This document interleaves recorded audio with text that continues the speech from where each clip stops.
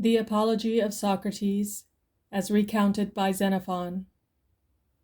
Among the reminiscences of Socrates, none, as it seems to me, is more deserving of record than the counsel he took with himself after being cited to appear before the court, not only with regard to his defense, but also as to the ending of his life. Others have written on the same theme, and all without exception have touched upon the lofty style of the philosopher, which may be taken as proof that the language used by Socrates was really of that type. But none of these writers has brought out clearly the fact that Socrates had come to regard death as for himself preferable to life, and consequently there is just a suspicion of foolhardiness in the arrogancy of his address. We have, however, from the lips of one of his intimate acquaintances, Hermogenes, the son of Hipponicus, an account of him which shows the high demeanor in question to have been altogether in keeping with the master's rational purpose. Hermogenes says that, seeing Socrates discoursing on every topic rather than that of his impending trial, he roundly put it to him whether he ought not to be debating the line of his defense, to which Socrates in the first instance answered, "What, do I not seem to you to have spent my whole life in meditating my defense?"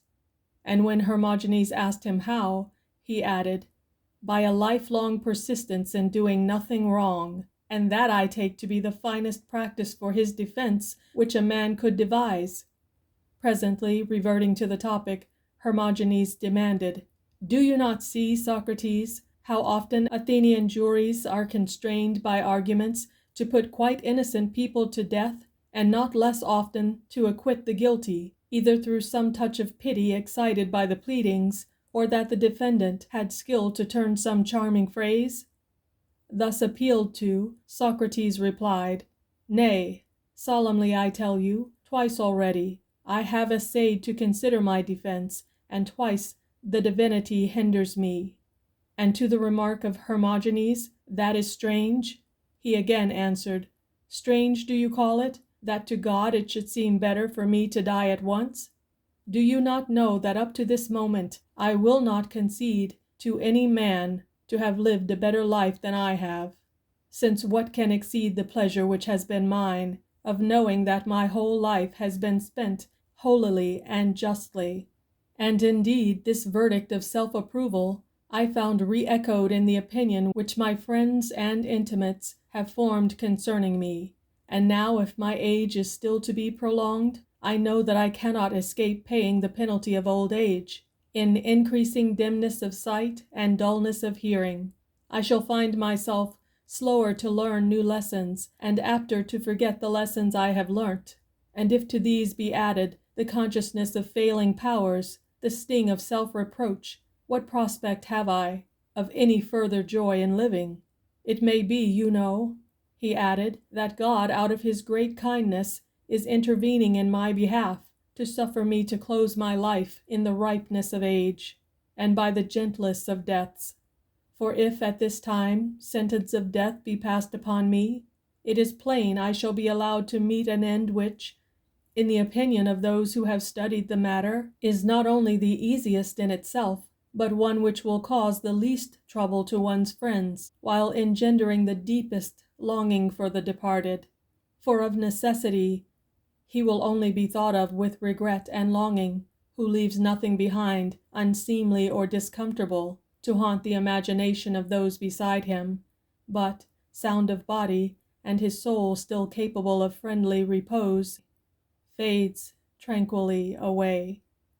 No doubt," he added, "the gods were right in opposing me at that time. Touching the inquiry, what was I to say in my defense, when you all thought the great thing was to discover some means of acquittal? Since I had effected that, it is clear I should have prepared for myself, not that surcease from life which is in store for me anon, but to end my days wasted by disease or by old age, or which a confluent stream of evil things, most alien to joyousness, converges. No," he added, "God knows I shall display no ardent zeal to bring that about. On the contrary, If by proclaiming all the blessings which I owe to God and men, if by blazoning forth the opinion which I entertain with regard to myself, I end by wearying the court, even so will I choose death, rather than supplicate in servile sort for leave to live a little longer, merely to gain a life impoverished in place of death. It was in this determination, Hermogenes states, that, when the prosecution accused him of not recognizing the gods recognized by the state, but introducing novel divinities and corrupting the young, Socrates stepped forward and said, "In the first place, sirs, I am at a loss to imagine on what ground Meletus asserts that I do not recognize the gods which are recognized by the state, since, as far as sacrificing goes, the rest of the world who have chanced to be present have been in the habit of seeing me so engaged at common festivals and on public altars, and so might Meletus himself, if he had wished. And as to novel divinities, how, pray, am I supposed to introduce them by stating that I have a voice from God, which clearly signifies to me what I ought to do? Why, what else do those who make use of the cries of birds or utterances of men draw their conclusions from, if not from voices? Who will deny that the thunder has a voice, and is a very mighty omen? And the priestess on her tripod at Pytho, does not she also proclaim by voice the messages from the god? The god, at any rate, has foreknowledge, and premonitions those whom he will of what is about to be. That is a thing which all of the world believes and asserts, even as I do. Only when they describe these premonitions under the name of birds, and utterances, tokens, and soothsayers, I speak of a divinity, and in using that designation, I claim to speak at once more exactly and more reverentially than they do who ascribe the power of the gods to birds. And that I am not lying against the Godhead, I have this as a proof.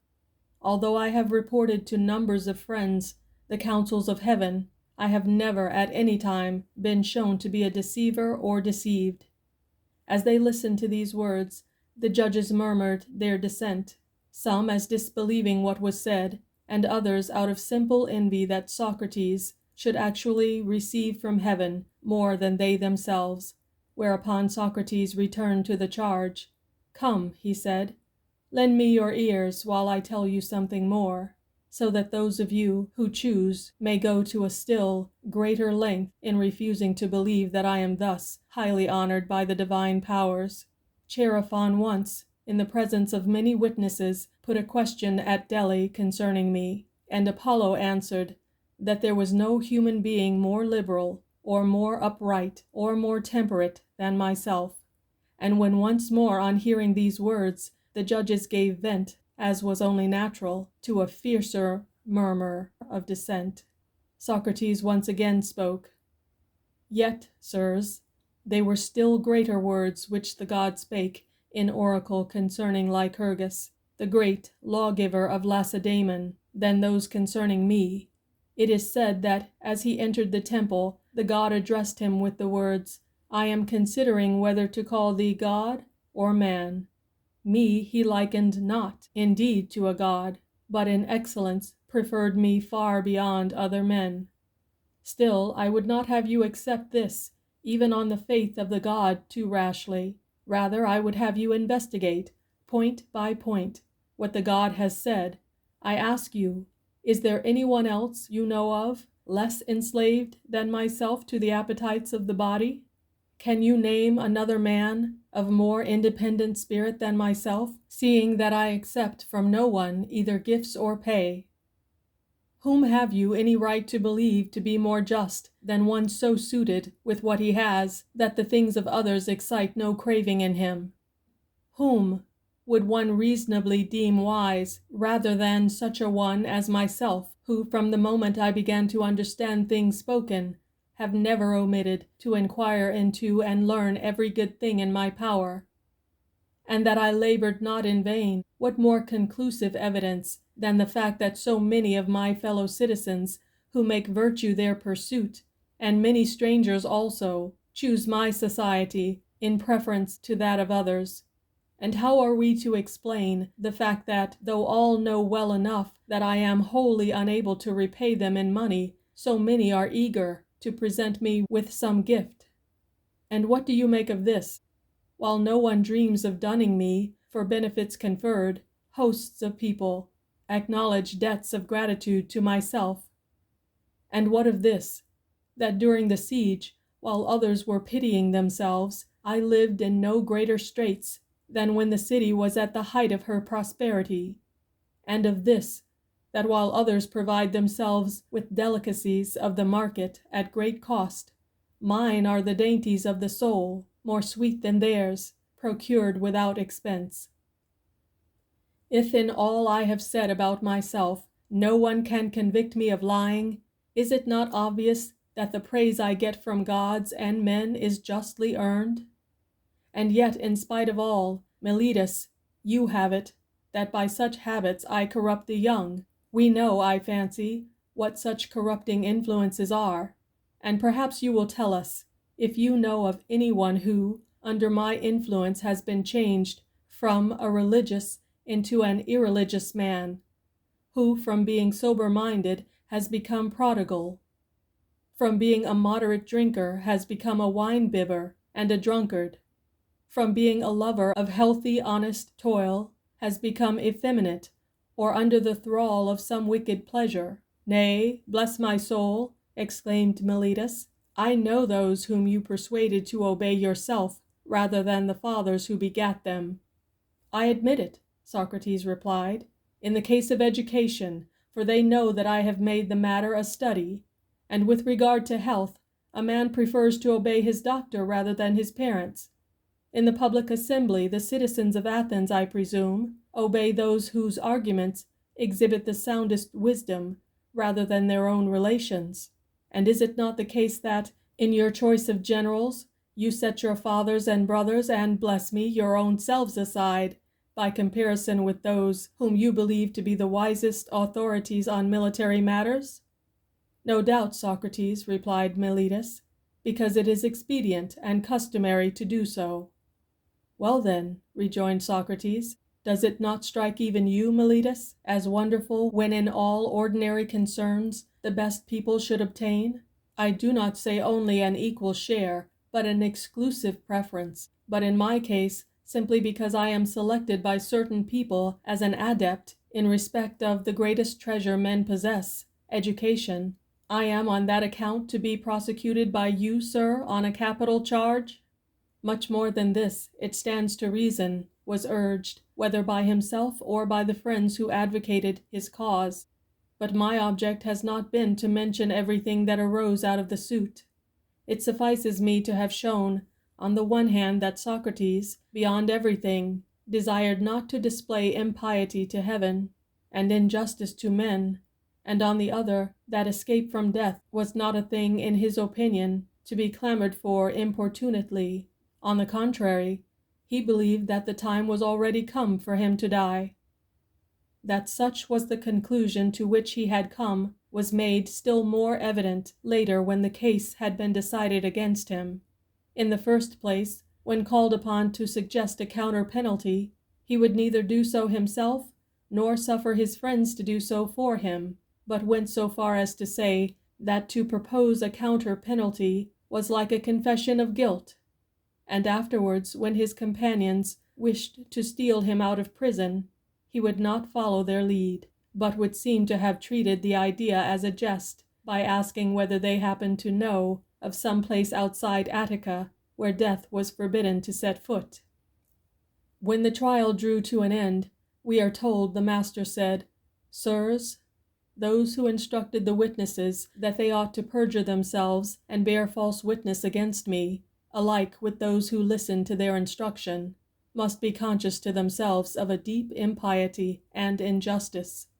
But for myself, what reason have I at the present time to hold my head less high than I did before sentence was passed against me, if I have not been convicted of having done any of those things whereof my accusers accuse me? It has not been proved against me that I have sacrificed to novel divinities in place of Zeus and Hera, and the gods who form their company. I have not taken oath by any other gods, nor named their name.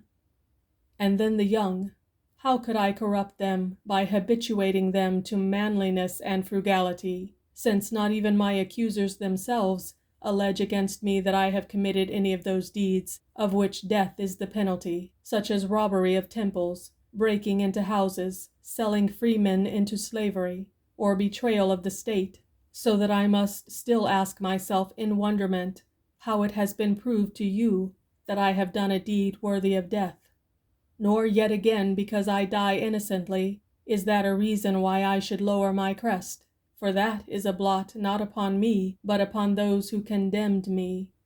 For me, I find a certain consolation in the case of Palamedes, whose end was not unlike my own, who still even today furnishes a far nobler theme of song than Odysseus, who unjustly slew him, and I know that testimony will be borne to me also, by time future and time past, that I never wronged another at any time, or ever made a worse man of him, but ever tried to benefit those who practiced discussion with me, teaching them gratuitously every good thing in my power. Having so said, he turned and went in a manner quite in conformity with the words which he had spoken, so bright an air was discernible alike in the glance of his eye, his gesture, and his step. And when he perceived those who followed by his side in tears, "What is this?" he asked. "Why do you weep now? Do you not know that for many a long day, ever since I was born, sentence of death was passed upon me by nature? If so be I perish prematurely, while the tide of life's blessings flow free and fast, certainly I and my well-wishers should feel pained. But if it be that I am bringing my life to a close on the eve of troubles, for my part, I think you ought, all of you, to take heart of grace and rejoice in my good fortune." Now there was a certain Apollodorus, who was an enthusiastic lover of the master, but for the rest a simple-minded man. He exclaimed very innocently, "But the hardest thing of all to bear, Socrates, is to see you put to death unjustly." Whereupon Socrates, it is said, gently stroked the young man's head. "Would you have been better pleased, my dear one, to see me put to death for some just reason rather than unjustly?" And as he spoke, he smiled tenderly.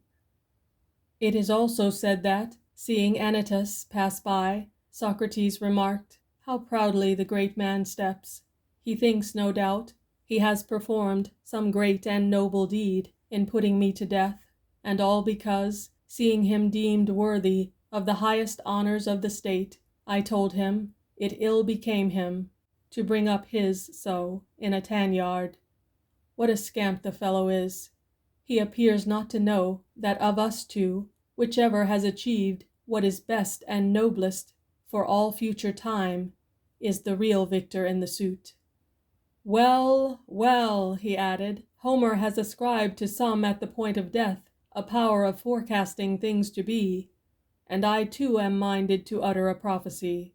Once, for a brief space, I associated with the son of Anytus, and he seemed to me not lacking in strength of soul, and what I say is, he will not adhere long to the slavish employment which his father has prepared for him, but in the absence of any earnest friend and guardian, he is like to be led into some base passion, and go to great lengths in depravity." The prophecy proved true. The young man fell a victim to the pleasures of wine. Night and day he never ceased drinking, and at last became a mere good-for-nothing, worthless alike to his city, his friends, and himself. As to Anytus, even though the grave has closed upon him, his evil reputation still survives him, due alike to his son's base bringing up and his own want of human feeling. Socrates did, it is true, by his self-laudation, draw down upon himself the jealousy of the court, and caused his judges all the more to record their votes against him. Yet even so, I look upon the lot of destiny which he obtained as providential, chancing as he did upon the easiest amidst the many shapes of death, and escaping as he did the one grievous portion of existence. And what a glorious chance, moreover, he had to display the full strength of his soul, for when once he had decided that death was better for him than life, just as in the old days he had never harshly opposed himself to the good things of life morosely, so even in the face of death he showed no touch of weakness, but with gaiety welcomed death's embrace, and discharged life's debt. For myself, indeed, as I lay mine to the wisdom of the man and his nobility, I can neither forget him, nor, remembering him, forbear to praise him. But if any of those who make virtue their pursuit have ever met a more helpful friend than Socrates, I tender such an one my congratulations as a most enviable man. End of The Apology, as recounted by Xenophon.